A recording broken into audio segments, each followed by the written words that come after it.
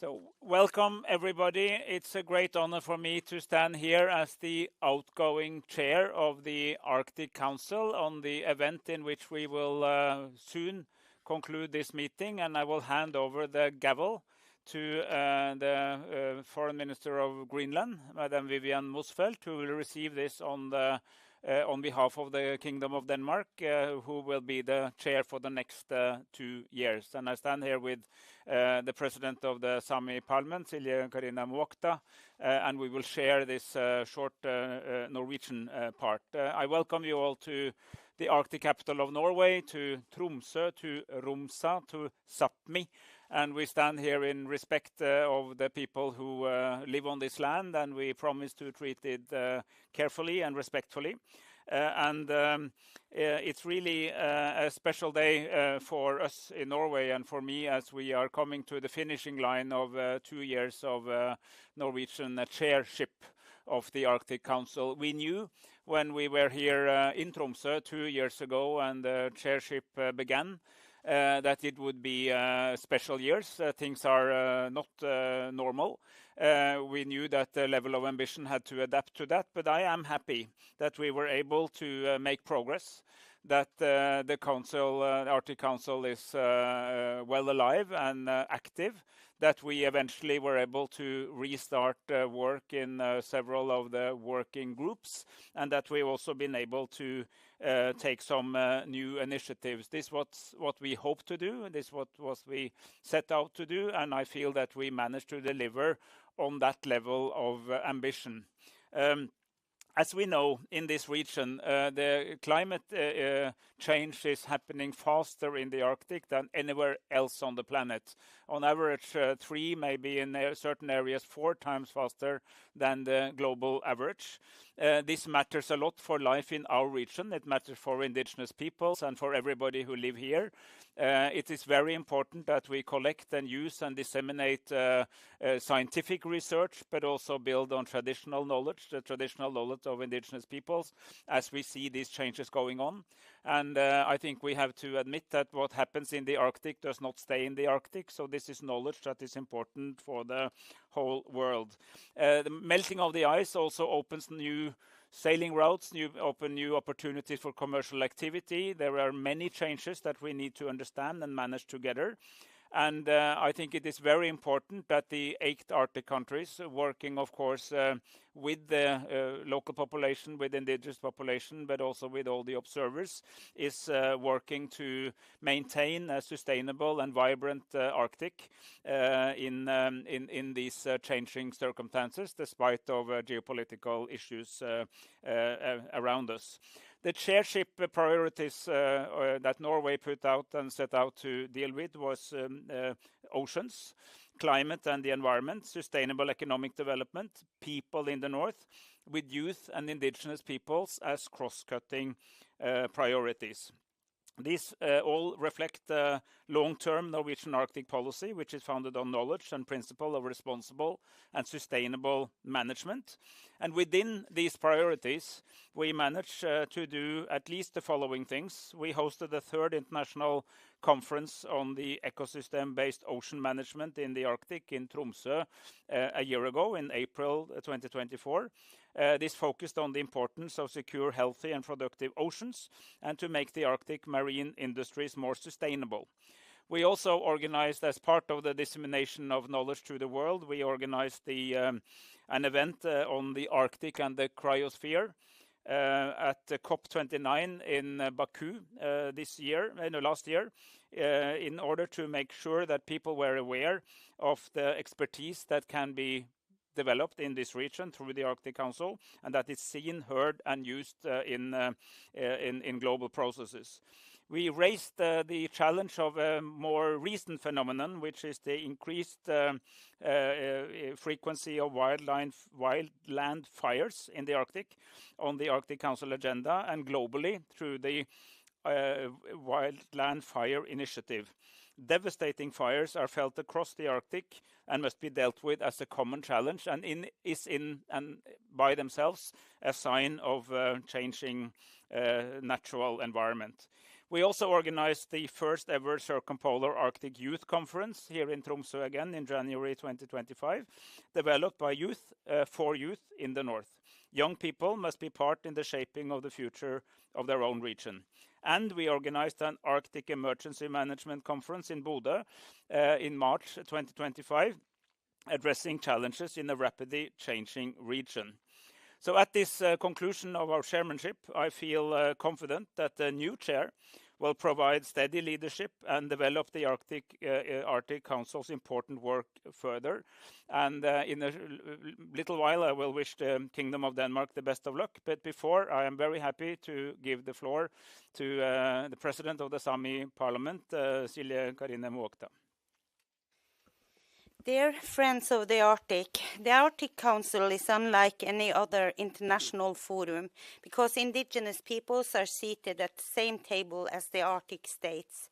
The Arctic Council is important for indigenous peoples, and indigenous peoples are important for the Arctic Council. We must commend Norway for navigating its leadership with a steady hand in uncertain waters. Today, we witness a new chapter in the history of the Arctic Council, a chapter where the Kingdom of Denmark, with Greenland at the steering wheel, is taking over the leadership of the Arctic Council. For over 50 years, we, Sámi, have worked closely with our indigenous sisters and brothers across the Arctic. Our bonds with Kalaalleq Nunaat are strong. These relationships have taught us cooperation in the Arctic must never be built without the indigenous peoples who live here. In a time of unrest, we must not let indigenous voices be sidelined by geopolitics. On the contrary, if states wish to make progress on Arctic policy, they must uphold and strengthen their obligations to indigenous peoples at home. Truth and reconciliation processes must unfold with the same intensity as the harms they seek to redress. Only in that way can we achieve reconciliation. The full involvement and active participation of indigenous representatives are central to the Arctic cooperation. The Sámi Parliament firmly believes that this issue is as crucial now as it was when the Arctic Council was established. We look forward to Greenland's, the Faroe Islands and Denmark's leadership in the Arctic Council, rooted in the knowledge of the land and the people who belong to it. When indigenous people lead, the Arctic is stronger. Ologito.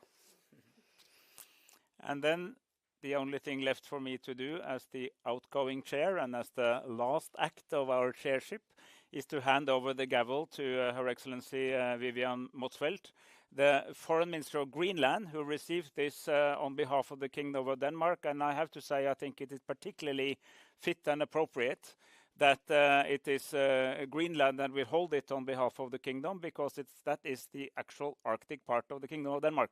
And having had very good conversations here today with you, Vivian, I feel that we are handing over the chairship in very able hands, and I look very much forward to following how you take this from here. So now it's over to you, and here is the official handing over of the chairship of the Arctic Council for the next 2 years. Thank you.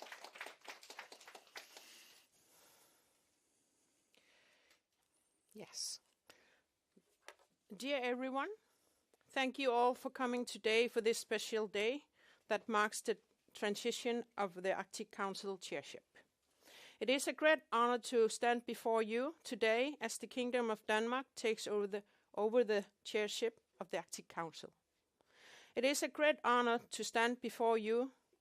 No, I already said that. It is also with great honor that Greenland will take on a leading role within the Kingdom's delegation to the Arctic Council in close cooperation with the Faroe Islands and Denmark. This reflects not only the real importance of Greenland within the Arctic Council, but also our dedication to shaping the future of the Arctic from within, from the people who live here, know the land and feel the changes most accurately. We are ready and excited to take on the work for the next 2 years. As we take on this important responsibility, I would first like to express our heartfelt thanks to Norway, who held this role before us. Thank you for your steadfast leadership and valuable work you have done during challenging times.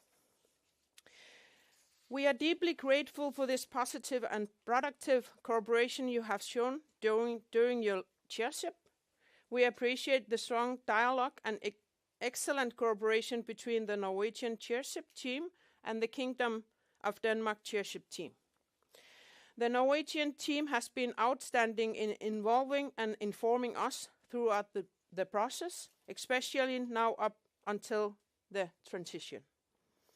Finally, a special thanks to the Sámi Council, the Inuit Circumpolar Council, and the other Arctic indigenous peoples organizations for their tireless effort within the Council to advance the Arctic agenda. We look forward to continuing this important and fundamental cooperation with the permanent participant during our chairship. We will follow your example with the overarching ambition to ensure an inclusive chairship and to bring the work of the Arctic Council closer to the people living in the region. The Arctic Council must continue to be the primary forum for cooperation in the Arctic. The Arctic is a region of both great promise and great fragility. Our duty is to ensure that progress in the Arctic is both inclusive and sustainable, respecting the environment and the people who depend on it. We must therefore strive to balance development with the preservation, ensuring that progress is respectful of the region's environment and cultures. The Arctic Council must continue to be kept active so that the Arctic can remain a region of stability and constructive cooperation. For this, we will cooperate with all the Arctic Council member states, and we trust you will do your part as well. We are committed to promoting sustainable development, climate action, and regional cooperation, and we aim to bring these priorities forward during our chairship period. Our people must be meaningfully involved in how sustainable development is interpreted and advanced. We recognize that indigenous knowledge and perspectives are essential for understanding and addressing changes in the Arctic, and we will therefore prioritize the genuine integration of indigenous knowledge on an equal footing with Western science in all aspects of the Arctic Council's work. The changes we feel in the Arctic are not theoretical, they are real, visible and deeply personal. It reinforces the need for international cooperation and action, grounded in both science, indigenous knowledge, and lived experience. It is with great pleasure that we can share the Kingdom's Chairship program with you today.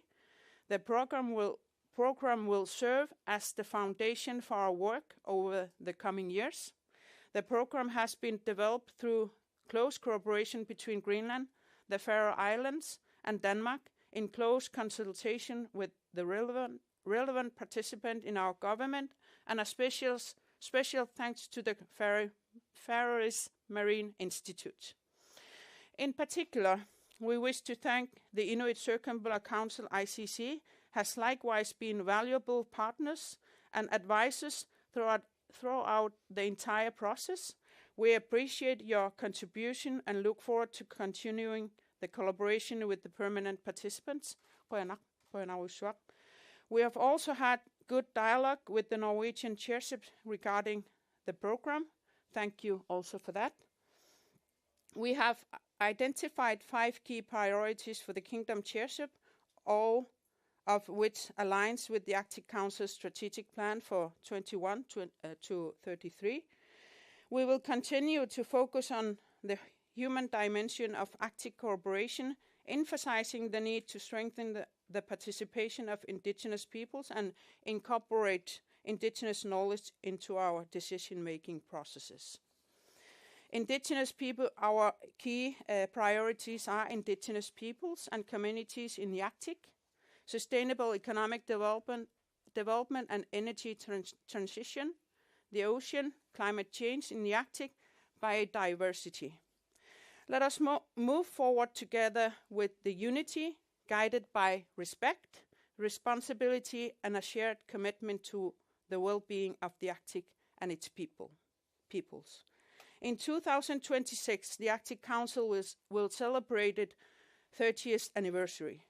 This milestone offers an unique opportunity to reflect, renew, and reinforce the Council's role, even in challenging times, so it may continue to be a pillar in peace, cooperation, and progress in the Arctic for the decades to come. We also look forward to work with the observers, all of whom we wish to bring valuable perspectives and a clear desire to contribute to the positive development of the region and its contribution to the world.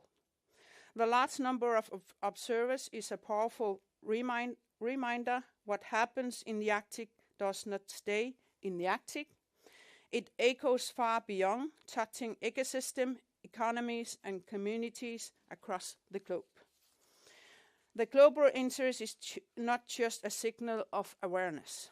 It is a message of responsibility, and it is a message of cooperation, and we hear that message clearly.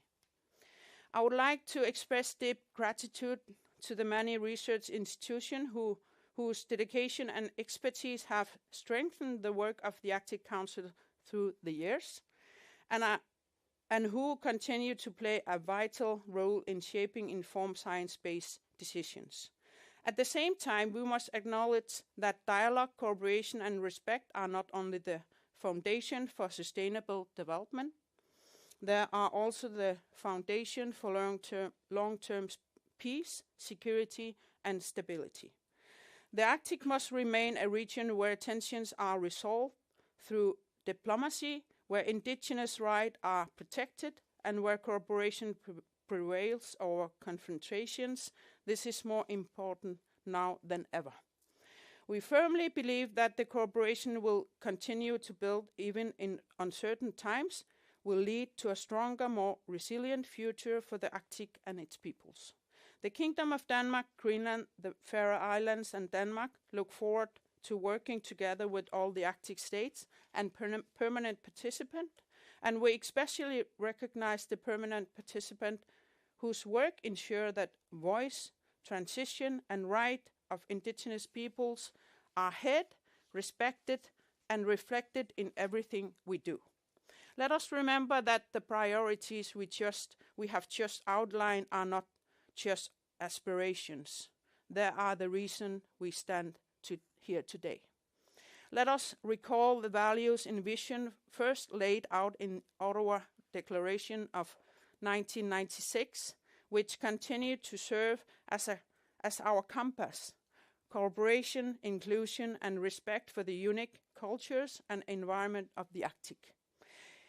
In a world facing complex and difficult circumstances, the Arctic Council must rise to the moment by showing that even now, through cooperation and dialogue, we can live up to a higher responsibility. We must move forward together with courage, openness, and a deep commitment to peace and partnership. On behalf of the Kingdom of Denmark, I thank you for your trust, your partnership, and your continued commitment to our Arctic future. Thank you.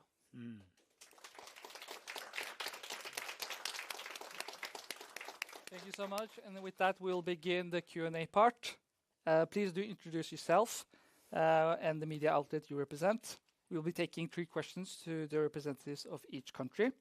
starting with questions to the Norwegian Minister of Foreign Affairs and the President of the Sámi Parliament.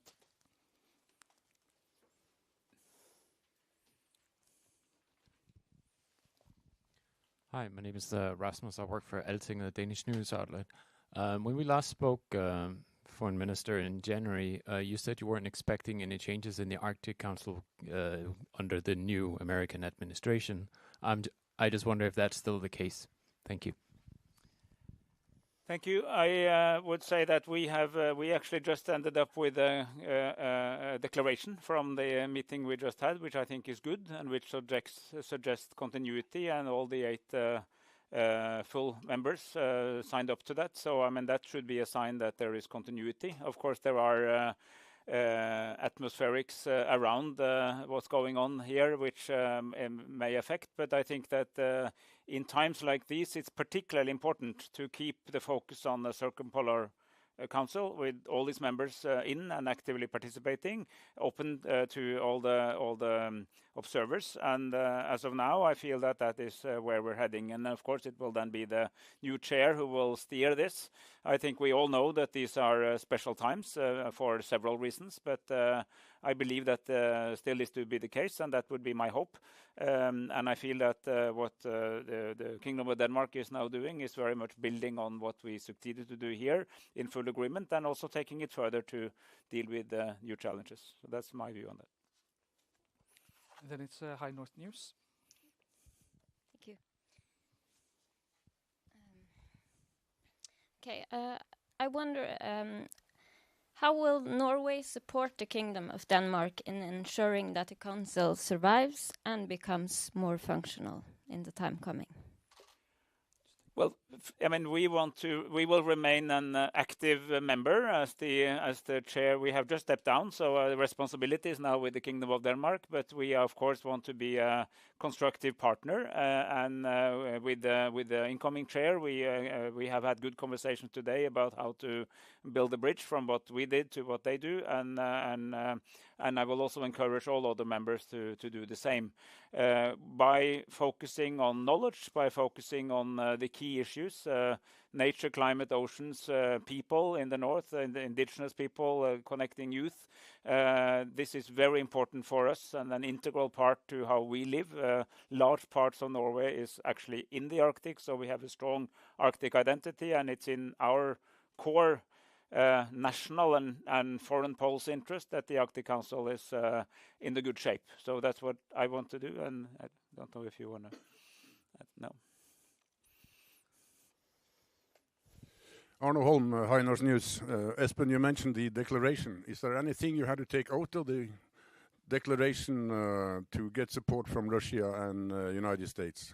Well, I mean, when you write the declaration, there's always negotiations on the text. But for us as chair, it was important that we had that we were able to recognize the importance of some key topics, including the topics of climate and nature and of indigenous people, and that's in the declaration, and that's why I'm happy with it.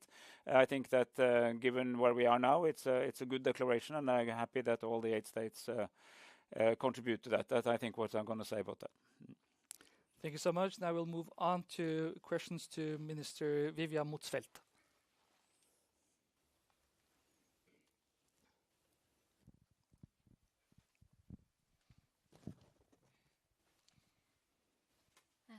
Hello, High North News.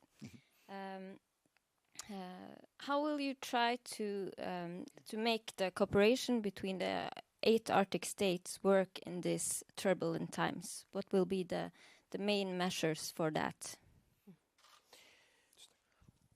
Thank you for your question. It's a very important question, and what happens today and situation can also be something else when you wake up tomorrow. But our wish is very much on that our cooperation, long-standing cooperation with our Arctic fellows in Siberia is very important. I think that if we can manage to open up, because of long-standing cooperation has been in many years, and we need to a good stories is very needed. So for us, maybe it's the gateway to open up for our fellows living in the Arctic. So hopefully we can reach that. And of course, situation and our politics in Norway and Kingdom of Denmark, according to Russia, is very different. But our wishes is that we can do the same. A strong leadership that Norway has led. We also can continue on that and build more, so we can open more and more up. But you never know what will happen. But the world needs good stories, and everybody has a responsibility to build up on peace and cooperation and more cooperation. So let's hope that it will be possible to open more. Yeah, one more question for you, Vivian. I'm just curious, how it has been to negotiate with a country that want to take over Greenland? No, I think that we have been very clear in our politics that we don't want to be Danes, but we don't want to be Americans either. And our cooperation in the new administration is very strong. We show unity. But we also know that we have responsibility according to security. So we have been very clear from the beginning. We have a defense agreement from 1951, and we have long-standing cooperation with the United States. And our message has been very clear that our security, the security of United States is also our security, as well as the security also is a security for Europe. So we have all responsibility, and we also have already a good cooperation. But today it's something else. But we are ready to talk about our more cooperation, because as I already mentioned, it's all about security and our geopolitical location. That's something that we cannot change. Of course, we need to have a dialogue. Thanks so much. One last question.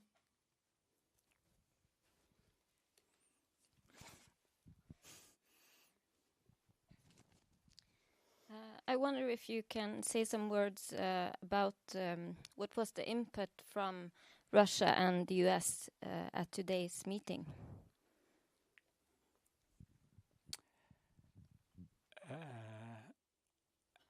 I think the meeting as such was a closed meeting, but it was a good meeting, and I think what the different participants want to communicate is what's in the declaration. So I think that we read the declaration, and that's basically our shared message. I think it's best for these kind of formats that we respect the nature of the meeting as such. I don't know if Morten Høgland wants to add something.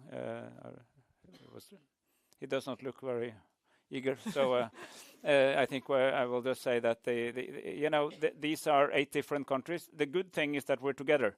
And the good thing is that the forum is there. When we have councils or forums like this, the whole idea is to discuss in order to reach some kind of agreement. And I think this was very much about keeping the Arctic Council together, agreeing on priorities, the presentation of the incoming chair's priorities, which is also here public in a very solid document, and the support to what is named in the declaration. So that's the outcome of these conversations.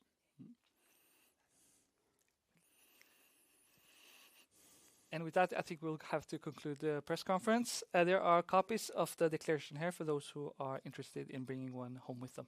Thank you so much.